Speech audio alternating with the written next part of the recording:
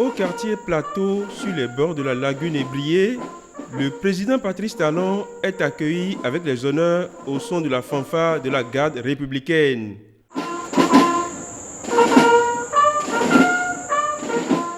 Dans l'enceinte du palais présidentiel d'Abidjan, c'est le chef de l'État ivoirien en personne qui vient à l'accueil de son homologue béninois.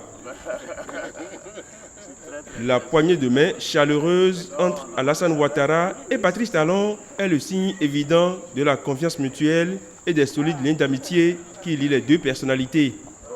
Les discussions entre les deux hommes d'État ont porté sur divers sujets, notamment les institutions financières sous-régionales, la crise politique en Gambie ou encore l'excellente qualité de la coopération entre les deux pays.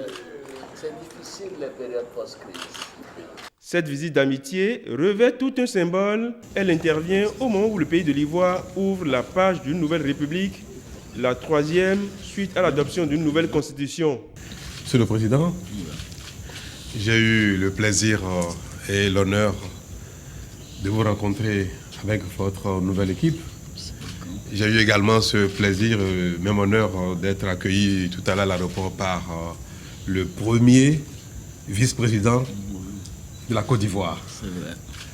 Et comme j'aime bien le dire, il n'y a pas de hasard dans la vie.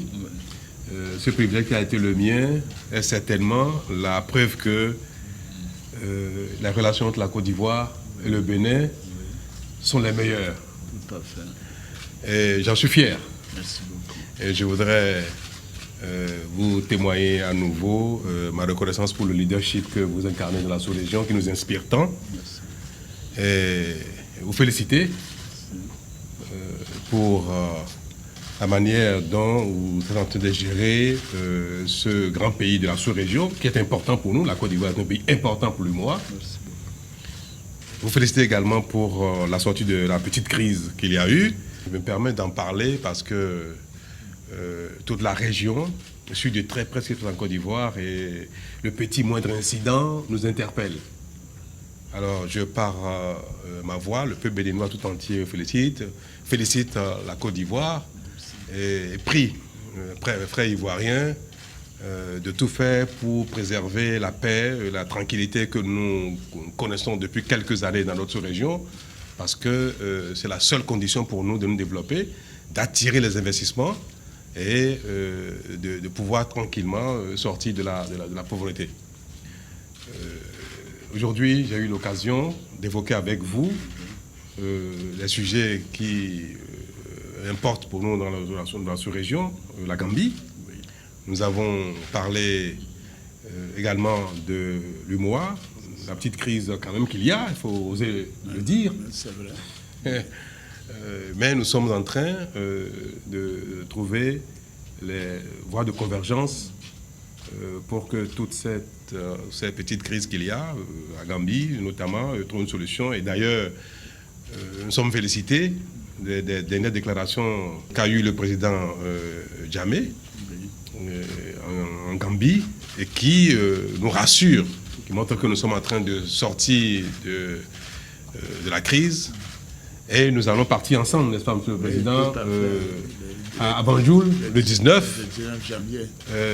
Et cette frayeur sera derrière nous. Tout à fait.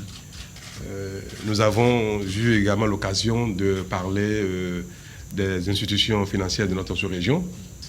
Je vous ai indiqué quelques pistes d'action. Tout à fait. Le président m'a promis d'agir avec toute sa notoriété et son leadership pour que les petites observations que nous faisons soient prises en compte par la gouvernance de ces institutions. Malgré un agenda politique particulièrement chargé, le président ivoirien s'est réjoui de ces moments d'échange et de partage avec son homologue béninois. C'est un grand honneur et un plaisir vraiment partagé de vous recevoir à nouveau en Côte d'Ivoire. Vous êtes chez vous, ici. Et donc le peuple frère du Bénin a toujours été pour nous un pays d'hospitalité, un pays de convivialité, d'amitié. Et les deux peuples sont vraiment ensemble.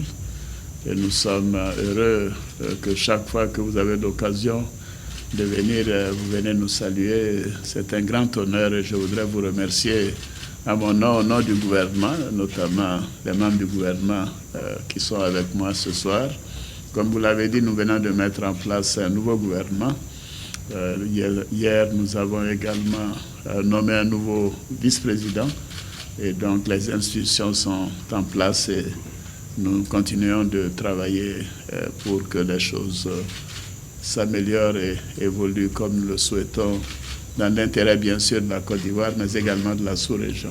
Avant ce tête-à-tête présidentiel, le chef de l'État a été reçu au siège de la BAD par les dirigeants de cette institution bancaire panafricaine.